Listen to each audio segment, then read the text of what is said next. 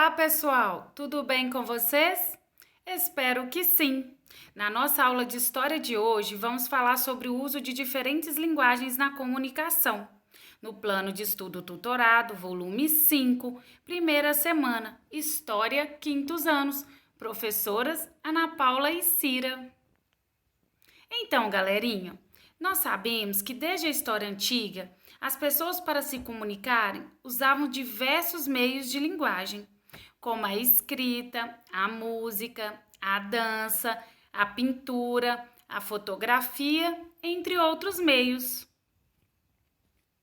As formas de comunicação da história da humanidade eram registro das informações de um modo geral e sofreram várias transformações ao longo do tempo. É muito provável que os primeiros grupos humanos se comunicavam por meio de gestos e só mais tarde eles vieram desenvolver a fala. Então, vamos observar aqui as pinturas rupestres que também são consideradas uma das linguagens mais antigas que existem. E esses desenhos, que são encontrados em cavernas e nas paredes das rochas, possuem uma função prática e eles vão representar o dia a dia das pessoas daquela época. Elas existem no mundo inteiro, em diversos sítios arqueológicos, e começaram a ser reproduzidas há 70 mil anos atrás. As mais antigas dessas pinturas que estão aqui na tela são essa do meio, gente, a caverna Bombios, na África do Sul, e essa outra aqui, ó, a primeira, caverna Lascaux, na França, na Europa. Mas existem dessas pinturas em todos os lugares do mundo, inclusive aqui no Brasil. Veja o exemplo aqui, ó, pertinho da fotinha onde eu tô falando com vocês, do sítio Xique-Xique 4, Seridó, no Rio Grande do Norte. Essa linguagem não é restrita a um determinado lugar. Já existiam há muitos anos atrás pessoas que habitavam aqui e usavam a pintura nas paredes das cavernas para expressar aquilo que elas viviam no seu dia a dia. Essas pinturas não eram feitas de tintas normais, como conhecemos. Era de minerais triturados. Exemplo, terra colorida misturava com água. Às vezes misturava com sangue de animais e até com a gordura do animal, para transformar em uma espécie de tinta, que era aplicada sobre as paredes das cavernas. São desenhos de figuras de animais, como os cavalos, os mamutes, os bisontes. São figuras também de gente, onde representam as caças, as danças, os rituais, os guerreiros. Representavam então o seu dia a dia, o seu trabalho diário. Eles então começaram a utilizar não só os desenhos, começaram a utilizar em forma de escrita. Conforme o tempo foi passando, os desenhos começaram a ser simplificados. Então, a escrita passou também a ser uma linguagem que surgiu há muito tempo atrás, por volta de 5 a 6 mil anos. O compartilhamento das informações era feito geralmente por via oral, ou seja, as pessoas conversavam entre si, contavam histórias, mas, às vezes, para se lembrar de algo que precisava para o dia seguinte, ou até mesmo para deixar registrado o seu dia a dia, eles escreviam em tabuletas de argila, pequenos símbolos e desenhos.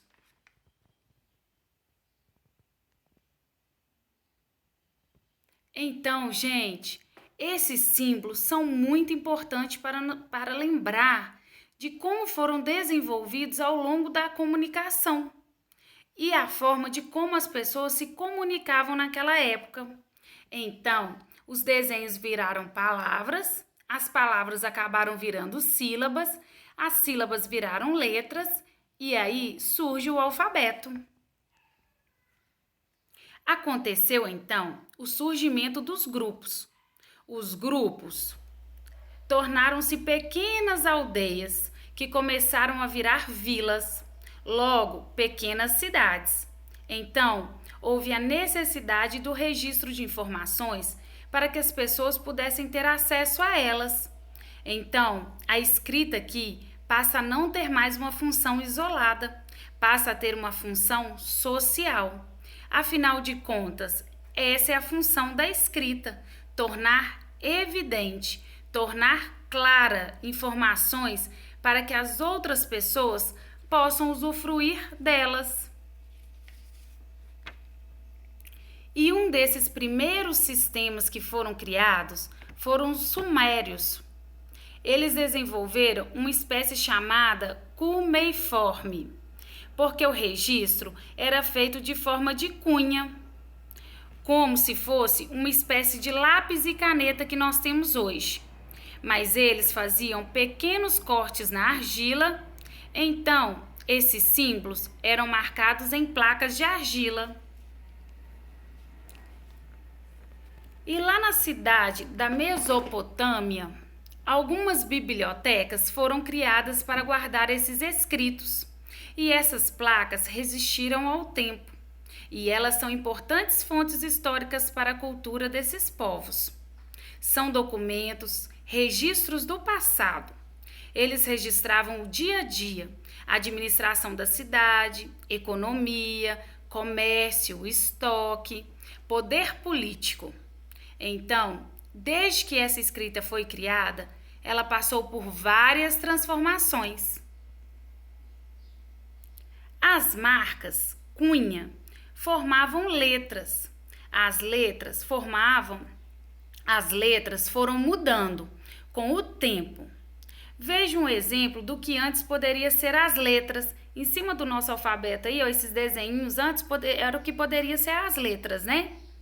E hoje nós temos um alfabeto que chamamos de alfabeto fonético. Cada letra tem o seu som particular. E esse som, somado a outro som, forma uma sílaba.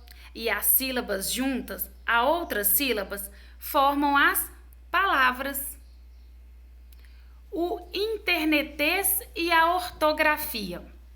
O internetês é uma linguagem utilizada no meio virtual, mais precisamente nas salas de bate-papo, como Instagram, Message, WhatsApp, blogs e outros. Como foi se tornando uma prática na vida de todos?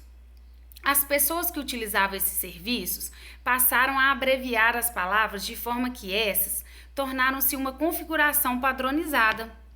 É uma prática comum entre os adolescentes, que, acostumados com a rapidez do mundo instantâneos e dos descartáveis, utilizavam como meio de agilizar e dinamizar as conversas. Como se não bastasse criar os bichinhos e palavras que piscam o tempo todo, igual esse menininho, essas menininhas em cima aí, ó, tá vendo? Isso são os chamados GIFs, para os bate-papos tornarem-se mais atrativos. Porém, para a linguagem escrita, essa não é uma prática vantajosa. Além dos jovens terem pouco contato com o mundo dos livros, justamente por estarem mais ligados às novidades virtuais, vão perdendo as formas padrões da ortografia, que podem ficar comprometidas pela falta de contato com a grafia correta. Algumas palavras foram abreviadas de formas incorretas, comprometendo a ortografia, como VC significa você, BLZ significa beleza, NAUM significa não, CMG significa comigo, NEH não, é ou né, e cadê, e etc. Vamos decifrar aqui, olha, tem um textinho aqui, tá vendo? Decifre. Oi, tudo bem? Tô com saudades de você. Quando você vem pra cá? Tem novidades? O Gu casou. Gente, nome próprio, para abreviar, não tem como a gente adivinhar que nome que é, né? Pode ser Gustavo, né? Depende. Não conseguir ir na festa. Qualquer dia vou te ver. Me adiciona no Message. Ou me segue no Twitter, @AnaPaula. Esse aí não é o meu não, viu, gente? Não tem Twitter não, é só uma coincidência. Você tem Facebook? Beijo, Rê. O Rê também a gente não sabe, né? Se é de Rejane, que nome que é. Mas o povo foi abreviando.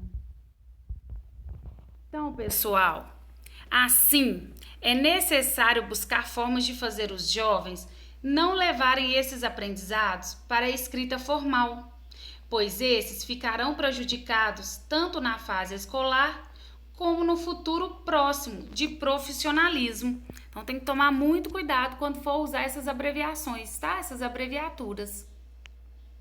Se liga. Atividades. Agora que você já aprendeu sobre o uso de diferentes linguagens na comunicação, faça as atividades de história do quinto PET. Páginas 64, 65, 66, 67, 68 e 69. Dúvidas? Já sabem, é só procurar a sua professora. Saudades de vocês! Até a próxima! Tchau!